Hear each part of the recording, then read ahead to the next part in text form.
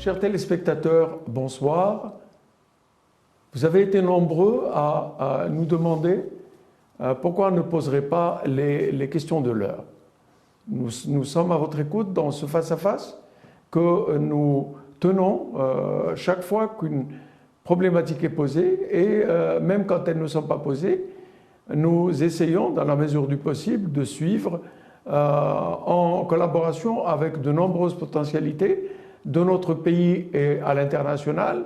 La problématique qui nous amène aujourd'hui, qui se pose et qui se pose depuis quelques semaines avec beaucoup d'insistance, à laquelle vous avez bien voulu attirer notre attention, c'est celle de l'intelligence artificielle. Certains en ont peur, nombreux. Certains se disent, il n'y a pas de raison d'avoir peur, elle ne nous remplacera jamais. Un pavé a été jeté dans la mare par Elon Musk qui, nonobstant sa puissance, en dépit de sa puissance, en dépit de sa richesse, lui qui a toujours tenté l'impossible, nous demande de faire un moratoire. Alors, faut-il le faire, ce moratoire? Faut-il s'abstenir? Comment le suivre?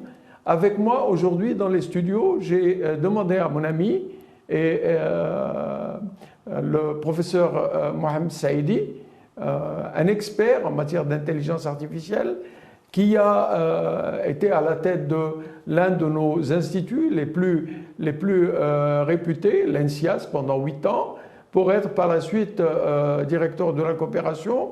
Il est expert, aujourd'hui, il est à la tête de l'une des plus grandes écoles privées d'ingénieurs, j'ai nommé l'EMSI, dont il est le directeur général. Si Mohamed Saïdi est un petit peu partout, du fait de son expertise, parce qu'il est justement appelé partout. Donc nous avons pensé que qui mieux que si Saïdi, parmi un groupe vraiment très restreint, pour venir croiser le fer avec nous, pour parler de cette problématique de l'intelligence artificielle et de la peur qu'elle suscite. Professeur Saïdi, bonjour. Je suis vraiment très heureux de vous avoir et je vous remercie d'avoir accepté de nous rejoindre. Prenons quelques minutes pour que vous nous disiez qui vous êtes. Bonjour, Dr Kadiri, bonjour, chers téléspectateurs. Vous avez déjà fait la présentation d'une façon peut-être un peu plus, s'il vous plaît. Peut-être je peux dire juste que je suis vraiment très impliqué au niveau d'un certain nombre d'organisations internationales, notamment des organisations qui développent des technologies, la standardisation également de la technologie, y compris l'intelligence artificielle, et plus particulièrement I3E. Donc I3E, c'est un organisme international très connu dans le domaine de la standardisation, à l'instar de ISO, de l'Union internationale de télécommunications, et j'en passe.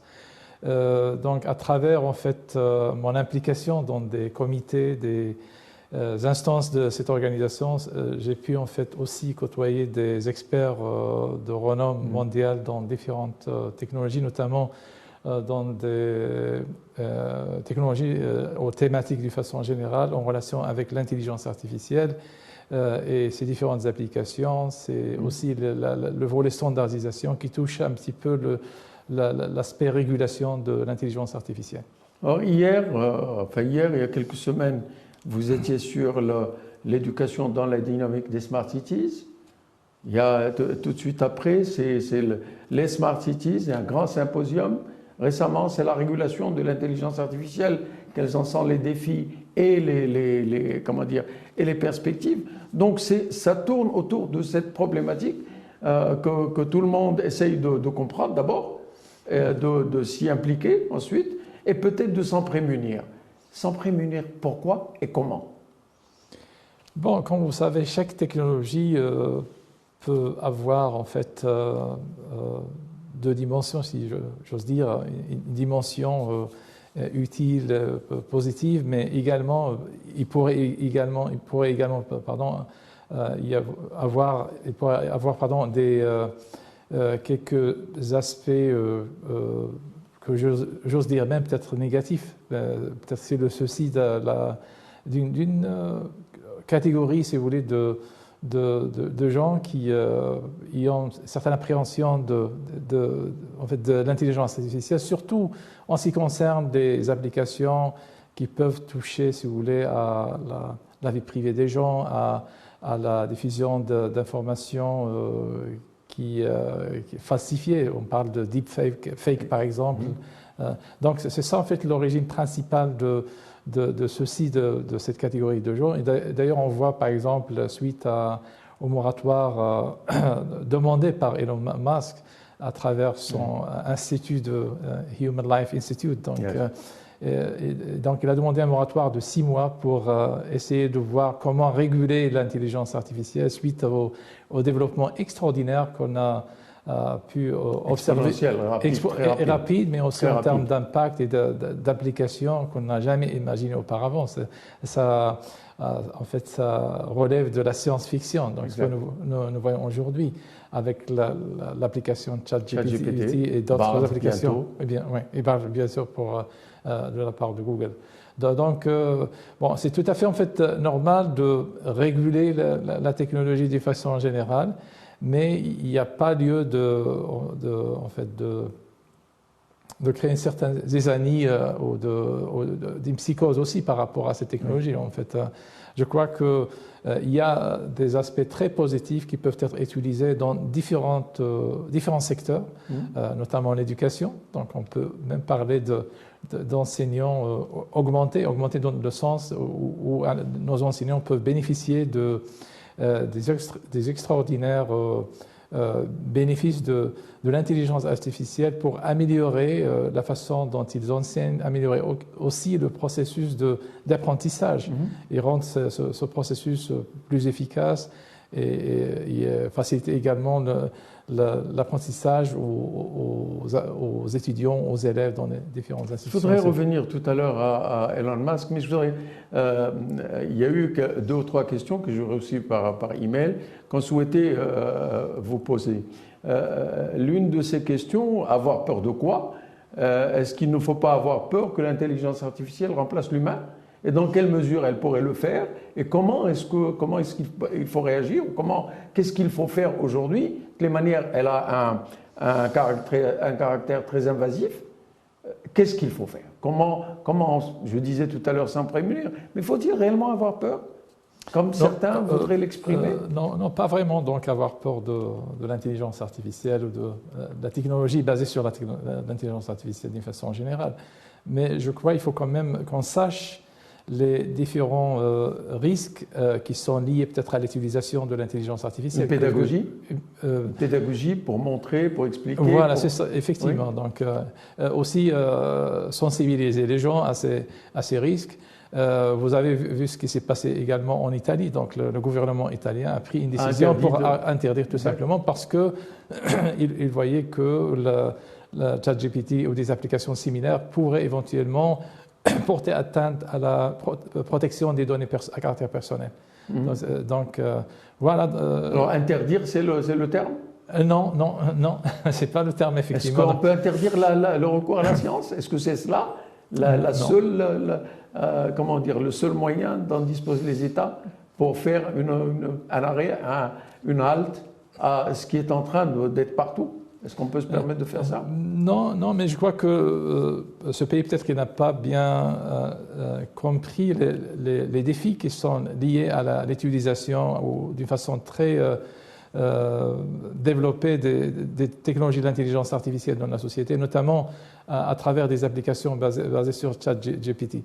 Et du coup, donc, il a pris cette décision au moins par rapport à l'aspect protection des données personnelles. Comme vous savez, en Europe, donc, ils ont la réglementation en vigueur. Il y a un certain nombre de pays qui, plutôt en fait la majorité du pays, donc, veillent à ce que l'ensemble des transactions respectent à la lettre cette réglementation. Ce que notre pays est en train de faire moyennant la CNDP. Exactement. Avec beaucoup d'efforts et beaucoup de résultats. Oui. Mais la crainte, et là c'est la deuxième question, la crainte c'est, entre guillemets, c'est d'être remplacé, c'est de ne plus avoir les opportunités de travail que nous avons aujourd'hui, etc. Aussi bien pour un enseignant, un ingénieur, etc. Est-ce que cette crainte a sa place? Est-ce qu'il faut véritablement la traduire dans un processus d'action, de législation, voir ce que la dernière conférence, ou alors il faut tout simplement, de manière très pédagogique, expliquer qu'il n'y aura pas à proprement parler de remplacement, mais plutôt une technologie qui est développée pour être un soutien beaucoup plus qu'un remplaçant? C'est une question qui est très pertinente parce que selon plusieurs études développées par des organisations internationales telles que le Forum économique mondial, donc on a certainement senti que l'avènement de l'intelligence artificielle va bouleverser en quelque sorte le monde du travail. Donc plusieurs métiers vont être transformés, développés. Peut-être il y a des métiers qui vont disparaître à cause ou grâce peut-être à l'automatisation très avancée des différents métiers.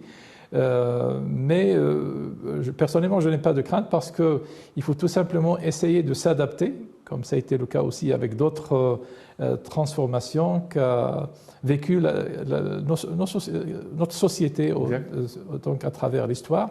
Donc il suffit en fait de s'adapter et de suivre un petit peu la tendance. Est-ce que la raison, parmi les raisons de cette crainte qui est réellement qui se développe, et on en arrivera à Elon Musk, est-ce que ce n'est pas la rapidité, la vitesse avec laquelle de nouvelles applications voient le jour? 5 jours pour ChatGPT, 5 jours, 5 jours seulement. Donc dans ces applications, prendrait quoi? Quelques heures? Est-ce que ce n'est pas ça l'essence de cette peur qui se manifeste un petit peu partout, la presse écrite, les médias, les réseaux sociaux, un petit peu partout, l'université, les professeurs, les responsables, les ministres, tout le monde se pose la question. Est-ce que ce n'est pas ça? C'est le fait que ça ait pris cette tournure rapide, accélérée. Est-ce que ça n'est pas l'une des raisons? C'est une partie peut-être des raisons pour lesquelles Elon Musk a donc proposé le moratoire. Mais je crois également qu'il y a une partie cachée de l'iceberg qui représente en quelque sorte la concurrence entre les différents acteurs. Vous avez certainement remarqué, il y a une course quand même entre les géants des technologies, Google, Microsoft, Apple et autres. Et comme vous savez bien, donc Elon Musk n'a pas vraiment, je dirais, intérêt à ce que, bien sûr, les autres acteurs concurrents se positionnent rapidement par rapport à une technologie. Donc, en quelque sorte, ça traduit quelque chose que je peux qualifier personnellement de conflit d'intérêt, en quelque sorte. Quelqu'un qui est impliqué dans la technologie et qui est concerné directement par le développement de ChatGPT et toutes les applications qui vont avec. Se positionne par rapport à cette technologie donc n'est pas vraiment innocent. Donc, non, absolument. Il se proposait d'arroser le monde d'Internet gratuit. Pour le faire, il a besoin de cette technologie, justement. Alors d'un côté, il appelle à un moratoire et de l'autre, il continue à accélérer. Mais supposons qu'un moratoire est déclaré. C'est un moratoire où auquel les uns et les autres auront adhéré. Quid de la Chine, de l'Inde? De la Russie. De la Russie également, oui. Est-ce qu'on peut véritablement envisager, de l'Iran, on peut véritablement envisager que la Chine, qui a une avance incroyable en matière d'intelligence artificielle, de data centers, puisse adhérer à une convention pour 6 mois, pour 1 an? Est-ce qu'on peut véritablement imaginer ça? Et également pour des pays comme le Maroc.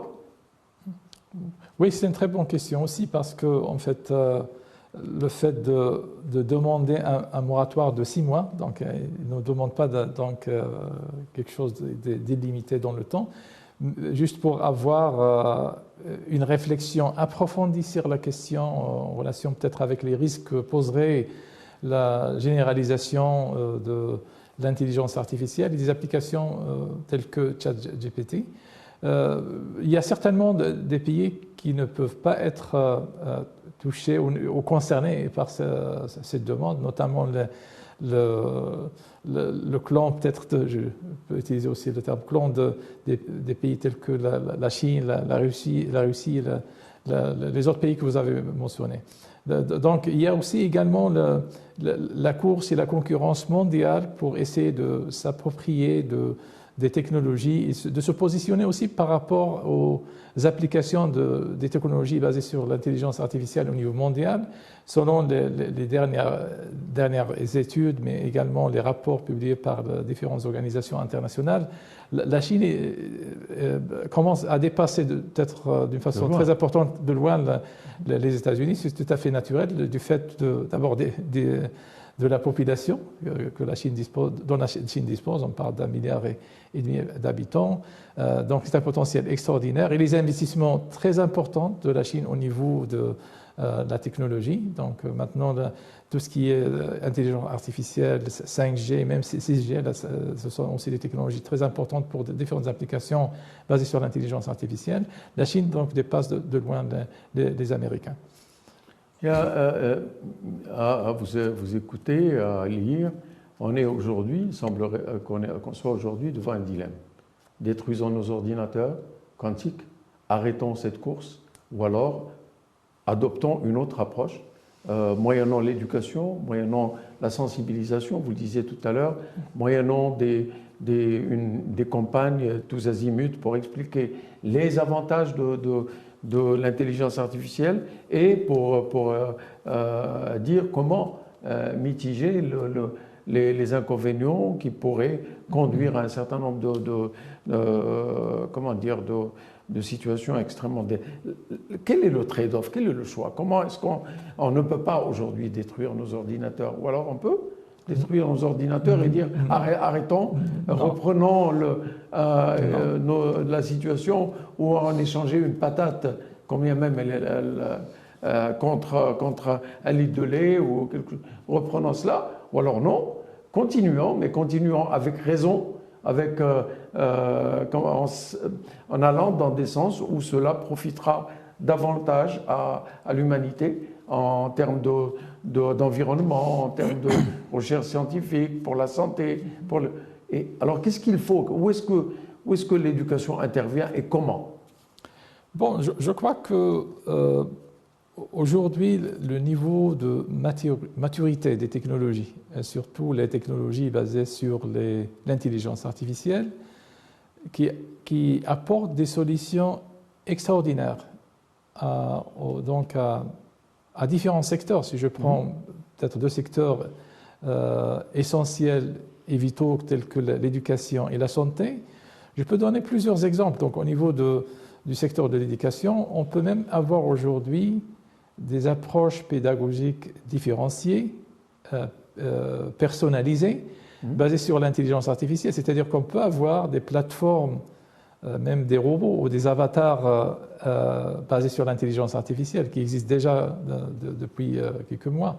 Donc, on a des avatars conversationnels basés sur le même principe, ChatGPT, pardon. Donc, au lieu de converser avec des machines à travers votre clavier, vous avez des avatars qui utilisent l'intelligence artificielle et qui utilisent également d'autres technologies telles que le traitement automatique de la langue, etc., qui peuvent même synthétiser la langue et peuvent donc donner l'intelligence nécessaire à des robots, que ce soit avatars virtuels, mais on peut également transposer la même intelligence sur des robots physiques et qui peuvent assurer des enseignements personnalisés, interagir avec les élèves. Donc vous pouvez imaginer dans une école virtuelle, on avait parlé de métaverse tout à l'heure, dans le cas de métaverse, avec cette approche-là, on peut avoir des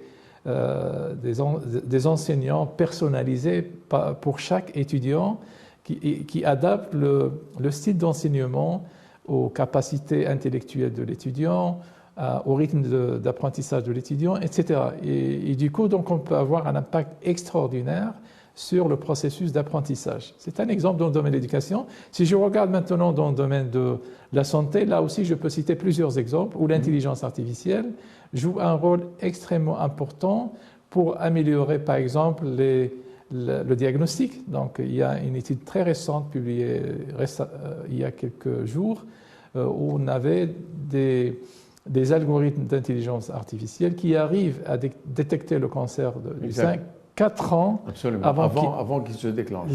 Voilà. Ben, c'est cette voie-là. Certainement, il y a d'autres phases où on a peut-être des petits soucis, mais si on regarde ce qu'on gagne, là vraiment c'est extraordinaire. Mais l'intelligence artificielle est en amélioration continue. Oui. Elle apprend d'elle-même. Oui. Bien.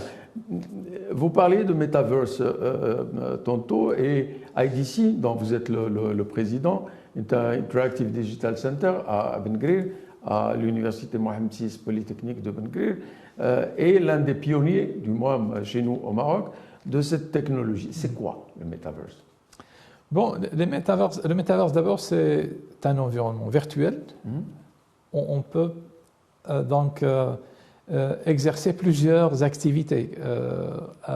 On peut donc imaginer le Metaverse comme un espace d'apprentissage et d'enseignement. C'est-à-dire qu'on peut facilement réaliser ou mettre en place un espace virtuel qui représente une université. Donc il y a déjà des sociétés qui fournissent cette solution qu'on peut peut-être avoir à travers peut-être un contrat. On n'a pas besoin en fait d'avoir les compétences pour développer le métaverse, pour pouvoir fournir les enseignements, les expériences d'apprentissage ou d'enseignement à travers une université virtuelle, vraiment virtuelle. Donc lorsque je parle de virtuel, c'est du 3D, c'est-à-dire un espace immersif où les étudiants et les enseignants peuvent donc interagir, moyennant bien sûr des casques de... Que deviendrait l'université classique que nous connaissons, oui, où nous avons été pendant de longues années? Qu'est-ce qu'elle deviendrait? Si on devait... Je sais qu'au Japon, par exemple, en Chine, dans d'autres pays, il y a eu il y en a encore des rentrées scolaires dans le Metaverse, et il y a même des universités qui sont dans le Metaverse. Mais que deviendrait l'université? Est-ce que ça permettrait de réaliser des économies? Certainement. Et améliorer la qualité de l'éducation? Oui, certainement. Donc en fait, si je peux juste revenir à l'expérience de Covid-19, où la plupart des universités et des écoles donc, ont basculé vers des plateformes virtuelles, mais on ne parlait pas à l'époque de métaverse, on avait des LMS, c'est-à-dire des systèmes e-learning ou des plateformes e-learning. Nous avons également des plateformes de visioconférence telles que Zoom et autres.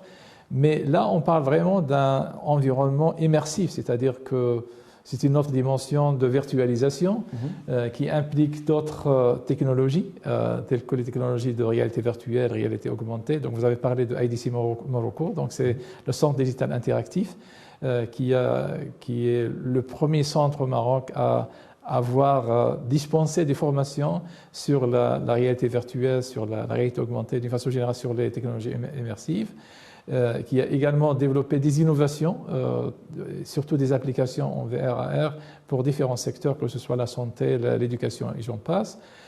Donc vous avez ces technologies, mais vous avez également besoin de technologies telles que l'intelligence artificielle, des algorithmes basés sur l'intelligence artificielle pour déployer des différentes applications intelligentes d'apprentissage, d'enseignement sur les plateformes métaverses ou les plateformes virtuelles. Nous sommes ensemble aujourd'hui. Dans ce cadre, il y a énormément de personnes qui auront accès à cet échange. Si on devait leur dire un mot, sur la crainte d'un côté, l'utilisation de l'autre, sur tout ce qui se passe, parce qu'on se réveille le matin et il y a quelque chose, on leur dirait quoi? Qu'est-ce qu'on devrait leur dire? On a donné l'exemple de l'Italie, mais on n'a pas donné l'exemple d'un autre pays qui a adopté l'intelligence artificielle. Il y a plusieurs pays qui ont fait donc, je crois, un pas vers l'adoption des technologies basées sur l'intelligence artificielle, notamment ChatGPT. Donc il y a Singapour, donc le ministre de l'Éducation de Singapour, justement dans ce débat houleux, dans le cadre de ce débat houleux, donc il a décidé d'intégrer ChatGPT dans le système éducatif. Bien sûr, en mettant en place les dispositifs nécessaires pour réussir cette décision. Comme on sait bien, donc ChatGPT pourrait certainement apporter beaucoup de solutions à nos enseignants, à nos étudiants, moyennant bien sûr une sensibilisation, un accompagnement pour utiliser de façon correcte ces technologies dans le processus d'apprentissage et d'enseignement. Alors on dirait quoi? Tout ce monde devant nous, on leur dirait quoi? Apprenez exactement à utiliser ChatGPT, donc que ce soit dans l'éducation, même, je connais même des médecins qui sont en train de voir comment intégrer les magistrats également, les journalistes. Il y en a même un magistrat qui a prononcé un jugement se basant sur ChatGPT. Oui. Il a eu, bien entendu, et je présume que tous les magistrats feraient la même chose, il a eu la présence d'esprit de vérifier les sources, et donc son jugement était totalement rédigé par un recours à ChatGPT. Bien, une éducation, si la technologie envahit l'éducation doit avoir une réaction positive. Comment parce que de plus en plus, il y a cette utilisation à tout niveau. Quelle réaction? J'ai écouté des enseignants dire « j'ai peur, il va prendre mon métier, je ne sais pas comment contrôler, je ne sais pas comment faire ». Alors, qu'est-ce qu'on va dire à ces enseignants? Bon, il faut les rassurer d'abord, parce que le rôle de l'enseignant est toujours important, parce que la machine n'a pas cette intelligence émotionnelle. Pour l'instant. L'intelligence émotionnelle. Ça viendra.